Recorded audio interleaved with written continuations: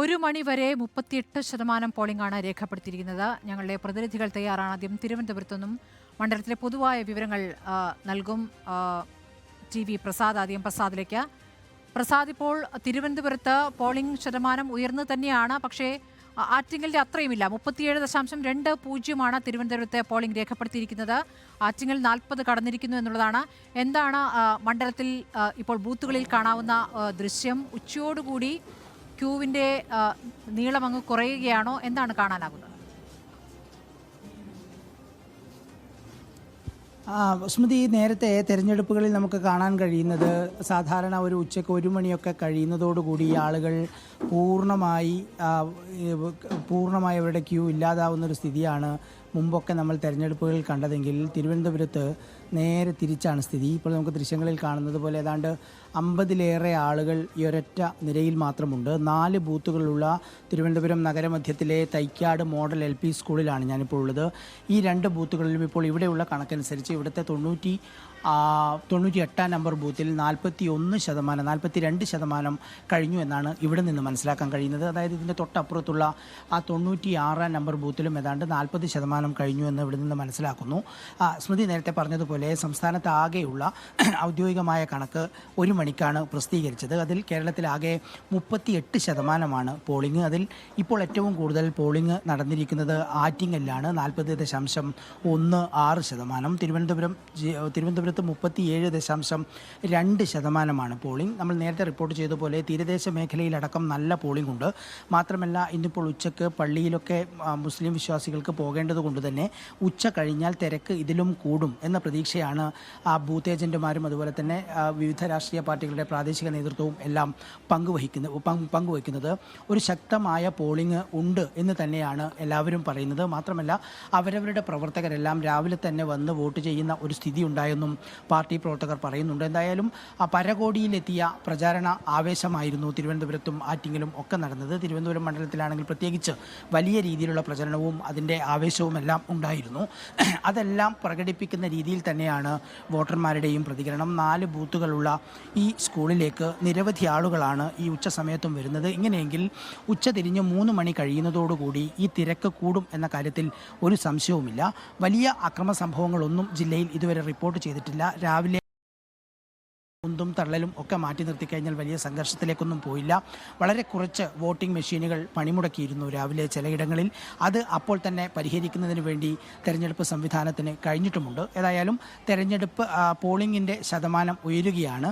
Q നല്ല രീതിയിൽ ഇപ്പോഴും തുടരുന്നുമുണ്ട് വിവിധ ബൂത്തുകൾക്ക് മുന്നിൽ. സ്മൃതി. ശരി, പ്രസാദ് ആണ് തിരുവനന്തപുരത്തെ വിവരങ്ങൾ നൽകുന്നത്. പൊതുവെ സമാധാനപരമായി മേഖലയിൽ പോളിംഗ് പുരോഗമിക്കുന്നു. ആറ്റിങ്ങലിലാണ് ഏറ്റവും കൂടുതൽ പോളിംഗ് ഇതുവരെ രേഖപ്പെടുത്തിയിട്ടുള്ളത്. ആ കണക്ക് അങ്ങോട്ട് മാറുന്നില്ല. 40.16% ഇപ്പോൾ ആറ്റിങ്ങലിലെ പോളിംഗ് ഉയർന്നിരിക്കുന്നത്. അതേപോലെ 40-നടുത്ത് നിൽക്കുന്നത് അടുത്തത് ആലപ്പുഴയാണ്, 39.90. അതേപോലെ അതിന് തൊട്ടു പിന്നാലെ അതേ രീതിയിൽ മുന്നേറുന്നത് ഇപ്പോൾ ചാലക്കുടിയാണ്. ചാലക്കുടിയിൽ 39.77% പോളിംഗ് രേഖപ്പെടുത്തിയിരിക്കുന്നു എന്നുള്ളതാണ്. പാലക്കാട് മോശമല്ല, പാലക്കാട് 39.71%. എറണാകുളത്തെ വിവരങ്ങളുമായി ലേബി ഉണ്ട്. ലേബി, എറണാകുളത്ത് 37.71%, ചാലക്കുടിയിൽ 39.77%. എങ്ങനെയാണ് ഈ മണിക്കൂറിലെ പോളിംഗ് ശതമാനം രേഖപ്പെടുത്തിയിരിക്കുന്നത്? ബൂത്തുകളിലെ മുന്നിലെ ഒരു ചിത്രം എങ്ങനെയാണ്? രാവിലെ നേരത്തെ വന്ന് വോട്ട് ചെയ്തു പോവുകയായിരുന്നു വോട്ടർമാർ. ചൂടിൻ്റെ സാഹചര്യം കൂടി ഉണ്ടല്ലോ. സ്മൃതി, രാവിലെ വലിയ തിരക്കാണ് എറണാകുളം മണ്ഡലത്തിലെ ഒട്ടുമിക്ക ബൂത്തുകളിലും അനുഭവപ്പെട്ടത്. എന്നാൽ ഉച്ചയായതോടുകൂടി കഥ മാറി. ഞാനിപ്പോൾ നിൽക്കുന്നത് കടവന്ത്ര കേന്ദ്രീയ വിദ്യാലയത്തിലെ ബൂത്തിലാണ്. ഇവിടെയൊക്കെ രാവിലെ നല്ല തിരക്കായിരുന്നു. എന്നാൽ ഏതാണ്ട് 11 മണിയോടുകൂടി തിരക്ക് കുറയുന്ന കാഴ്ചയാണ് ഉണ്ടായത്. മറ്റു ബൂത്തുകളിലെ അവസ്ഥയും ഇതുതന്നെയാണ്.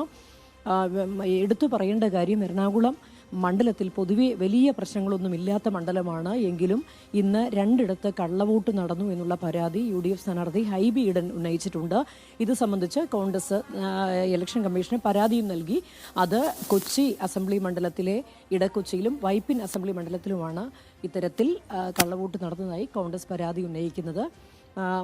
മറ്റ് ചില ഭാഗങ്ങളിൽ വോട്ടിംഗ് യന്ത്രത്തിൽ താൽക്കാലികമായി കേടുപാട് സംഭവിച്ചുവെങ്കിലും അത് പെട്ടെന്ന് പരിഹരിക്കുകയാണ് ഉണ്ടായത്. അത്തരത്തിലുള്ള വോട്ടിങ്ങിൽ താമസമൊന്നും ഉണ്ടായില്ല. എങ്കിലും വോട്ടിംഗ് ശതമാനം അത്രത്തോളം ഉയരുന്നില്ല. ഇവിടെ ഉണ്ടായിരിക്കുന്ന ഈ വോട്ടിംഗ് ശതമാനത്തിൽ തന്നെ 7 അസംബ്ലി മണ്ഡലങ്ങളിൽ ഏറ്റവും കൂടുതൽ വോട്ട് രേഖപ്പെടുത്തിയിരിക്കുന്നത് പ്രതിപക്ഷ നേതാവിൻ്റെ സ്വന്തം മണ്ഡലമായ പറവൂരിലാണ്. 40.17%. അതേപോലെ ഏറ്റവും കുറവ് രേഖപ്പെടുത്തിയിരിക്കുന്നത് കൊച്ചിയിലുമാണ്. വലിയ പോളിംഗ് നിരക്ക് ഇപ്പോൾ കാണുന്നില്ല. അതിന് ചൂട് തന്നെയായിരിക്കും കാരണം. പിന്നെ എടുത്തു പറയേണ്ട കാര്യം, യുവാക്കളൊക്കെ സാധാരണ എറണാകുളത്ത് കൂടുതൽ യുവാക്കൾ പോളിംഗ് ബൂത്തിലേക്ക് വരുന്നത് കാണുന്നതാണ്. ഇന്ന് അത്രത്തോളം യുവജനതയെ ബൂത്തിലേക്ക് ഇന്ന് രാവിലെ മുതൽ നമ്മൾ പോയ ബൂത്തുകളിലൊന്നും അത്രത്തോളം കണ്ടില്ല. ചിലപ്പോൾ ഈ ചൂട് കണക്കാക്കിക്കൊണ്ട് വൈകുന്നേരം വരാനിരിക്കുന്നതാവാം. ഏതായാലും രാവിലത്തെ പോളിംഗ് നില അല്പം കുറയുന്ന കാഴ്ചയാണ് 10 മുതൽ ഇങ്ങോട്ട് കണ്ടത്. ഉച്ചയായപ്പോഴേക്കും നല്ല രീതിയിൽ പോളിംഗ് ശതമാനം കുറഞ്ഞിട്ടുണ്ട്. സ്മൃതി. ശരി, ജേസനിലേക്ക് തൃശ്ശൂരിൽ നിന്ന് ജേസൻ വിവരങ്ങളുമായി. തൃശ്ശൂരിൽ 38.35% പോളിംഗ് ആണ് രേഖപ്പെടുത്തിയിരിക്കുന്നത്. ജേസൻ, ശക്തമായ പോരാട്ടം നടക്കുന്ന സ്ഥലമാണ് തൃശ്ശൂർ. അവിടെ ഏറ്റവും അവസാനത്തെ മണിക്കൂറിലും ആരോപണ പ്രത്യാരോപണങ്ങൾ നമ്മൾ കണ്ടിരുന്നു. എന്താണ് ഇപ്പോൾ പോളിംഗ് ബൂത്തുകൾക്ക് മുന്നിലെ സാഹചര്യം? ഇപ്പോൾ ജേസൻ എവിടെയാണ് നിൽക്കുന്നത്? ഏറ്റവും പുതിയ പോളിംഗ് ശതമാനം 1:10, 1 മണിയും 10 മിനിറ്റും വെച്ച് 40.05 എന്നാണ് ഔദ്യോഗികമായി അറിയിച്ചിരിക്കുന്നത്. അതായത് 40% ഇതിനകം തന്നെ കടന്നിരിക്കുന്നു പോളിംഗ്. നേരത്തെ 38 എന്നുള്ളത് ഒരല്പം മുമ്പുള്ളതാണ്. ഇപ്പോൾ 40% കടന്നിരിക്കുന്നു. ഈ തൃശ്ശൂർ ലോക്സഭാ മണ്ഡലത്തിലെ പോളിംഗ് ശതമാനം, ആളുകളുടെ പോളിംഗ് ശതമാനത്തെക്കുറിച്ച് ഏകദേശ ധാരണ കിട്ടണമെങ്കിൽ ഞാൻ നിൽക്കുന്നത് ഇപ്പോൾ തൃശ്ശൂർ നഗരത്തിലെ തന്നെ ഹോളി ഫാമിലി സ്കൂളിലെ പോളിംഗ് ബൂത്തിലാണ്. ഈ സമയത്ത് സാധാരണ മുൻകാലങ്ങളിലെല്ലാം ഈ സമയം ഏകദേശം 1 മണി എന്നൊക്കെ പറഞ്ഞാൽ ആരും ഉണ്ടാകാറില്ല ഇത്തരം പോളിംഗ് ബൂത്തുകളിൽ. പ്രത്യേകിച്ച് തൃശ്ശൂർ നഗര പ്രദേശങ്ങളിലെ പോളിംഗ് ബൂത്തുകളിൽ വളരെ വിരളമായി മാത്രമേ ആളുകൾ ഒറ്റപ്പെട്ടു എന്ന് പറഞ്ഞു. പക്ഷേ ആ സ്ഥാനത്താണ് തൃശ്ശൂർ നഗരത്തിലെ ഏറ്റവും പ്രധാനപ്പെട്ട സ്ഥലങ്ങളിലൊന്നായ ഹോളി ഫാമിലി സ്കൂളിലെ പോളിംഗ് ബൂത്തിൽ വോട്ട് ചെയ്യാനെത്തിയവരുടെ നീണ്ട നിരയാണ് ഇപ്പോഴുമുള്ളത്. ഇത് സൂചിപ്പിക്കുന്ന തൃശ്ശൂരിലെ തെരഞ്ഞെടുപ്പിൻ്റെ ചൂട് തന്നെയാണ്. അതേസമയം തന്നെ പൂങ്കുന്നം ഹരിശ്രീ സ്കൂളിൽ ഇത് നേരത്തെ കുറച്ച് പ്രശ്നങ്ങളുണ്ടായിരുന്നു. അവിടെ 4 വോട്ടുകൾ LDF UDFും പ്രശ്നം ഉന്നയിച്ചു. വ്യാപകമായി ഫ്ലാറ്റുകൾ കേന്ദ്രീകരിച്ച് വോട്ട് BJP ചേർത്തു. അതിനുശേഷം അവർ വോട്ട് മറ്റു മണ്ഡലങ്ങളിൽ നിന്നും ആളുകൾ ഇവിടെ വോട്ട് ചേർത്തു എന്നവർക്ക് പ്രശ്നങ്ങൾ ഉന്നയിച്ചു. പക്ഷേ ജില്ലാ കളക്ടറും അതുപോലെ തന്നെ തെരഞ്ഞെടുപ്പ് കമ്മീഷൻ്റെ ഉദ്യോഗസ്ഥരും സ്ഥലത്തെത്തി ആ 4 പേരെ വോട്ട് ചെയ്യാൻ അവസാനം അനുവദിക്കുകയായിരുന്നു. കാരണം വോട്ടർ പട്ടികയിൽ പേരുള്ളവർക്ക് വോട്ട് ചെയ്യാനുള്ള അവകാശമുണ്ട് എന്ന നിലപാട് ജില്ലാ കളക്ടർ എടുത്തു. അതിനെ തുടർന്ന് അവരെ വോട്ട് ചെയ്യാൻ അനുവദിച്ചു. കുറച്ച് നേരം അവിടെ ചെറിയ രീതിയിൽ തടസ്സപ്പെട്ടെങ്കിലും പിന്നീട് ഈ 4 പേർക്കും വോട്ട് ചെയ്യാൻ അനുവദിക്കുകയായിരുന്നു. വലിയ രീതിയിലുള്ള പ്രത്യാരോപണങ്ങൾ, പ്രശ്നങ്ങളൊക്കെ കഴിഞ്ഞ ദിവസങ്ങളിൽ ഉണ്ടായിരുന്നു. ഇന്നും അതിൻ്റെ തുടർച്ച, അതിൻ്റെ വീറും വാശിയും നിലനിൽക്കുന്നത് തന്നെയായിരുന്നു. പൂങ്കുന്നം പോലുള്ള സ്ഥലം എന്ന് പറയുന്നത് BJPക്കും വലിയ സ്വാധീനമുള്ള മേഖലയാണ്. അവിടെയാണ് ഇന്ന് ഇപ്പോഴും നീണ്ട ക്യൂ തന്നെയാണ്. അത്തരത്തിൽ തൃശ്ശൂർ നഗരത്തിലെ ഒട്ടുമിക്ക ബൂത്തുകളിലും നീണ്ട ക്യൂ തന്നെയാണ്. ഞാൻ നേരത്തെ സൂചിപ്പിച്ച് ഈ നിൽക്കുന്ന സ്ഥലത്ത് സാധാരണ ഉച്ച സമയമൊക്കെ ആയാൽ അധികം ആളുകൾ ഉണ്ടാകാറില്ല.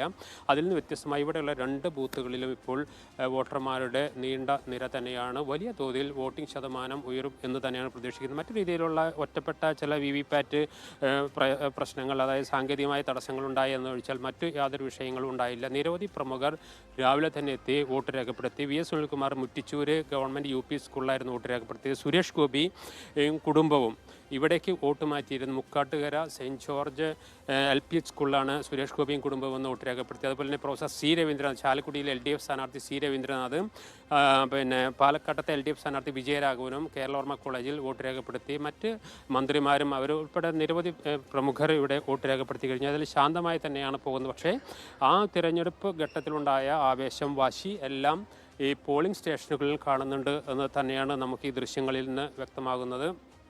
കഴിഞ്ഞ തവണ 77% പോളിംഗ് ശതമാനമെങ്കിൽ ഇത്തവണ അതിനേക്കാൾ കൂടുമെന്ന കാര്യത്തിൽ യാതൊരു തർക്കവുമില്ല. പാർട്ടികൾ, വിവിധ രാഷ്ട്രീയ കക്ഷികളും അത് തന്നെയാണ് പ്രതീക്ഷിക്കുന്നത്. അത്രയേറെ വീറും വാശിയും നിറഞ്ഞ ഒരു തിരഞ്ഞെടുപ്പായിരുന്നു. പ്രവചിക്കാനാവാത്ത മത്സരം നടക്കുന്ന മണ്ഡലം എന്ന നിലയ്ക്ക് തൃശ്ശൂരിൽ പോളിംഗ് ശതമാനം എത്രത്തോളം ഉയരുന്നു എന്നുള്ളത് വലിയ ആകാംക്ഷ തന്നെയാണ്. അടുത്തത് ആലത്തൂരാണ്. ദീപക് മലയമ്മയുണ്ട്. ആലത്തൂരിൽ നിലവിൽ 38.33 ആണ് പോളിംഗ് ശതമാനം രേഖപ്പെടുത്തിയിരിക്കുന്നത്. മോശമല്ല കണക്ക്. ദീപക്, ഇപ്പോൾ രാവിലെ പലയിടത്തും പോളിംഗിനിടെയുണ്ടായ സാങ്കേതിക തടസ്സങ്ങൾ നമ്മൾ കണ്ടതാണ്. രാവിലെ പക്ഷേ നീണ്ട ക്യൂവും കാണുന്നുണ്ടായിരുന്നു. ഉച്ചയായപ്പോഴേക്കും സ്വാഭാവികമായും പാലക്കാടും ആലത്തൂരുമൊക്കെ ക്യൂ നന്നായി കുറയാനാണല്ലോ സാധ്യത. എന്താണ് ഇപ്പോൾ കാണുന്നത് ഈ ഉച്ച സമയത്ത്? സ്മൃതി, ഞാൻ നിൽക്കുന്നത് ചിറ്റൂരിലാണ്. അതായത് ചിറ്റൂര് നെന്മാറ മേഖലയിലൊക്കെയാണ് വലിയ തരത്തിൽ ചൂട് രേഖപ്പെടുത്തുന്ന ഇടങ്ങൾ. അവിടെ 3 ബൂത്തുകൾ ഉള്ള ഗവൺമെന്റ് വിക്ടോറിയ HSSലാണ്. ഇവിടെ 103-ാം ബൂത്തിലെ കാഴ്ചയാണ് ഇത്. ഇന്ന് രാവിലെ അല്പസമയം ഇവിടുത്തെ യന്ത്രത്തകരാറുണ്ടായിരുന്നു. അതുകൊണ്ട് തന്നെ 1 മണിക്കൂറോളം പോളിംഗ് വൈകുകയും ചെയ്തിട്ടുണ്ട്. അതിനുശേഷം പിന്നീട് ഈ ക്യൂ ഇങ്ങനെ തുടരുന്നു എന്നുള്ളതാണ് 103-ാം ബൂത്തിലെ കാഴ്ച. മറുവശത്ത് 104, ഒപ്പം തന്നെ 105 ബൂത്തുകളുണ്ട്. അവിടെ താരതമ്യേന ആളുകളുടെ എണ്ണം കുറവാണ്. രാവിലെ തന്നെ മുതിർന്നവരെല്ലാം വന്ന് വോട്ട് രേഖപ്പെടുത്തി പോകുന്ന കാഴ്ച നമ്മൾ കണ്ടിട്ടുള്ളതാണ്. പ്രത്യേകിച്ച് കനത്ത ചൂട് ആ അർത്ഥത്തിൽ ഉണ്ട് എന്നുള്ളതാണ്. അത് വോട്ടിങ്ങിന്റെ ചൂടായാലും അല്ലാതെ അന്തരീക്ഷത്തിന്റെ ചൂടായാലും ആ നിലയ്ക്ക് തന്നെ തുടരുകയും ചെയ്യുന്നുണ്ട്. ആലത്തൂരിനെ സംബന്ധിച്ച് ഇത്തരത്തെ പോരാട്ടം എന്ന് പറയുന്നത് അത് അഭിമാന പോരാട്ടമായി തന്നെയാണ് LDFും UDFും എടുക്കുന്നത്. അതേസമയം തന്നെ NDA അവരുടെ വോട്ട് ഷെയർ ഉയർത്താൻ വേണ്ടിയുള്ള ആ കണക്കിനുള്ള പോരാട്ടം ആ നിലയ്ക്ക് തുടരുകയും ചെയ്യുന്നുണ്ട്. ഇതിൽ ഈ വോട്ടർമാരുടെ കഴിഞ്ഞ തവണത്തെ നമ്മൾ കണ്ടതാണ് 80% മുകളിലേക്ക് പോളിംഗ് പോയപ്പോൾ അത് 1.5 ലക്ഷത്തിന് മുകളിൽ ഭൂരിപക്ഷം രമ്യ ഹരിദാസിന് വരികയും ഒരു അട്ടിമറി വിജയം ഉണ്ടാവുകയും ചെയ്ത മണ്ഡലമാണ്. ഇത്തവണ പക്ഷേ അങ്ങനെ സംഭവിക്കില്ല എന്നുള്ളതാണ് LDF കണക്ക് കൂട്ടുന്നത്. UDF അതേസമയം തന്നെ അതിൽ കൂടുതൽ ഭൂരിപക്ഷത്തിൽ ജയിക്കാനാകുമെന്നുള്ള പ്രതീക്ഷ വെച്ച് പുലർത്തുകയും ചെയ്യുന്നുണ്ട്. എന്തായാലും ഈ തരത്തിൽ നോക്കുമ്പോൾ ഒരു മിന്നുന്ന പോരാട്ടം എന്ന അർത്ഥത്തിലേക്ക് ആലത്തൂർ പോകുന്നു എന്നുള്ളതാണ്. കുറച്ച് ആളുകളൊക്കെ ഈ ക്യൂവിൽ നിൽക്കുന്നവർ കുറേ സമയമായി വന്നിട്ട് സമയം എങ്ങനെയുണ്ട് ഇവിടെ? ഞാനിവിടേക്ക് എത്തിയപ്പോൾ എനിക്ക് നല്ല ചൂട് അനുഭവപ്പെടുന്നുണ്ട്. തെരഞ്ഞെടുപ്പ് ചൂടാണോ അന്തരീക്ഷത്തിന് ചൂടാണോ? മൊത്തത്തിൻ്റെ ഒരു ചൂടാണ്. കുറേ സമയം അരമണിക്കൂറായി വോട്ട് തീരുമാനിച്ചുറപ്പിച്ചിട്ടുണ്ടോ? എങ്ങനെയുണ്ട് മൊത്തത്തിൽ തെരഞ്ഞെടുപ്പ്? എങ്ങനെയുണ്ട്? നന്നായിട്ടുണ്ട്. ചൂട് എങ്ങനെയുണ്ട്? ചൂട് നല്ല ചൂട്. ക്ഷീണിച്ചോ? ഇല്ല കുറേ സമയം വന്നിട്ട് തിരക്കാണ് ചൂടും. സ്മൃതി, ഇങ്ങനെയൊക്കെ ആണെങ്കിൽ പോലും നമുക്ക് മറ്റ് 2 ബൂത്തുകളുടെ ഒരു കാഴ്ചകൾ കൂടി ഞാൻ ഈ ഘട്ടത്തിൽ കാണിക്കാമെന്ന് കരുതുന്നു. കാരണം ഈ ചിറ്റൂർ മേഖല എന്ന് പറയുന്നത് തെരഞ്ഞെടുപ്പുമായി ബന്ധപ്പെട്ടുകൊണ്ട് ദളിനുൾപ്പെടെ വലിയ സ്വാധീനമുള്ള ഒരിടമാണ്. അതുകൊണ്ട് തന്നെ കൃഷ്ണൻകുട്ടി മിനിസ്റ്ററുടെയൊക്കെ നേതൃത്വത്തിൽ LDF അത്തരത്തിൽ ആളുകളെ ഏകോപിപ്പിച്ച് നിർത്താനുള്ള നീക്കങ്ങൾ നടത്തുന്നുണ്ടായിരുന്നു. നെന്മാറ അടക്കം ചില സംഘടനാ പ്രശ്നങ്ങൾ LDFനെ സംബന്ധിച്ച് ഉണ്ട്. ആ മേഖലകളിലൊക്കെ തന്നെ വലിയ തരത്തിൽ ഇടപെടൽ നടത്താനുള്ള നീക്കങ്ങൾ ഇതിനോടകം LDF നടത്തിയിട്ടുണ്ട്. അതേസമയം തന്നെ UDF സംഘടനാ സംവിധാനത്തിൽ ആദ്യഘട്ടത്തിൽ ചില വീഴ്ചകൾ ഉണ്ടായെങ്കിൽ പോലും അത് പരിഹരിച്ചുകൊണ്ട് ഇത്തവണത്തെ ഈ സിറ്റിംഗ് സീറ്റ് എന്നുള്ള നിലയിൽ അത് ഉറപ്പിക്കാനുള്ള ശ്രമങ്ങൾ പൂർണ്ണതോതിൽ നടത്തിയിട്ടുണ്ട് എന്നുള്ളതാണ്. അങ്ങനെ നോക്കുമ്പോൾ ഒരു പോരാട്ട വീര്യം പൂർണ്ണാർത്ഥത്തിലേക്ക് മാറിയിട്ടുണ്ട്. ഇത്തവണ എന്ത് സംഭവിച്ചാലും മണ്ഡലം വിട്ടുകൊടുക്കില്ല എന്നുള്ള നിലപാടാണ് LDF സ്വീകരിക്കുന്നത്. അതിൽ ചേലക്കര, കുന്നംകുളം ഉൾപ്പെടെയുള്ള മണ്ഡലങ്ങളിൽ, നിയമസഭാ മണ്ഡലങ്ങളിൽ ഇന്ന് രാവിലെ തന്നെ നോക്കുന്ന കാഴ്ചയിൽ കൂടുതൽ വോട്ടർമാർ എത്തുകയും പോളിംഗ് ശതമാനം ഉയരുന്ന കാഴ്ചയും കണ്ടിട്ടുണ്ട്. അതേസമയം നെന്മാറ, ചിറ്റൂർ ഉൾപ്പെടെ തരൂർ ഉൾപ്പെടെയുള്ള മേഖലകളിലാണ് വോട്ടിംഗ് ശതമാനത്തിൽ അത്ര കണ്ട് ഒരു കുതിച്ചുചാട്ടം നമ്മൾ കാണാത്തത്. അതിനുള്ള പ്രധാനപ്പെട്ട കാരണം എന്ന് പറയുന്നത് ഈ അന്തരീക്ഷ താപനില തന്നെയാണ്.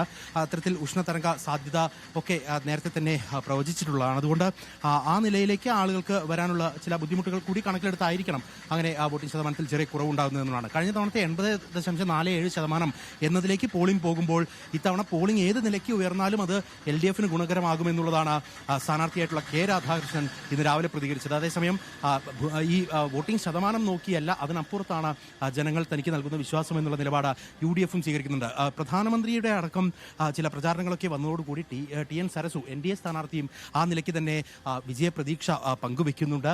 എങ്കിൽ പോലും വോട്ട് ഷെയർ കഴിഞ്ഞ തവണ 8.8% ഉണ്ടായിരുന്നത്. അത് ഉയർത്താൻ കഴിയുമെന്നുള്ള ഒരു കണക്കുകൂട്ടൽ സരസുവിനെ സംബന്ധിച്ചുകൊണ്ട് ഈ ഒരു ബൂത്ത് എന്ന് പറയുന്നത് 105-ാം നമ്പർ ബൂത്താണ്. ഇവിടെ നമുക്ക് കാണാം ആകെ വോട്ടർമാർ 871 പേരാണ്. വലിയ തിരക്കൊന്നുമില്ല. ഇങ്ങനെയുള്ള ബൂത്ത് നമ്മൾ ഈ വഴിക്ക് വരുമ്പോഴെല്ലാം മറ്റ് സ്കൂളുകളൊക്കെ നോക്കുമ്പോൾ കണ്ടിട്ടില്ല എന്നുള്ളൊരു പ്രത്യേകത കൂടിയുണ്ട്. ഏതാണ്ട് കൂടുതൽ ആളുകൾ ഇവിടേക്ക് എത്തി രാവിലെ തന്നെ വോട്ടുകൾ രേഖപ്പെടുത്തി എന്നുള്ളതാണ് ഇവിടെ നിന്നും അന്വേഷിക്കുമ്പോൾ മനസ്സിലാക്കാൻ സാധിക്കുന്നത്. എന്തായാലും ഇനി വരുന്ന മണിക്കൂറുകൾ അത് നിർണായകമാണ്. പ്രത്യേകിച്ച് 2 മുന്നണികളെ സംബന്ധിച്ചും ആർക്കാണ് വിജയം എന്നുള്ളത് ഒക്കെ തീരുമാനിക്കുന്ന ഒരു തെരഞ്ഞെടുപ്പ് എന്ന കണക്കിന് അത് വ്യക്തിപ്രഭാവം കൊണ്ട് ഏറെ പ്രാധാന്യം നേടിയിട്ടുള്ള K രാധാകൃഷ്ണനാണോ, അല്ലെങ്കിൽ ജനങ്ങളുമായി വലിയ അടുപ്പം സൂക്ഷിച്ച് പാട്ടുപാടി ജയിക്കാൻ ഒതുങ്ങുന്ന തരത്തിലേക്ക് രമ്യ ഹരിദാസിനാണോ എന്നുള്ളത് കണ്ടറിയേണ്ടതുണ്ട്. എന്തായാലും ആലത്തൂരിൻ്റെ പോരാട്ട വീര്യം ആ കണക്കിന് തന്നെ തുടരുകയാണ്. അന്തരീക്ഷത്തിൻ്റെ ചൂടും ഉച്ചസ്ഥായിലേക്ക് എത്തിയിട്ടുണ്ട്. പോരാട്ടത്തിൻ്റെ ചൂടും ആ നിലയിൽ തന്നെ തുടരുന്നുമുണ്ട്. ശരി.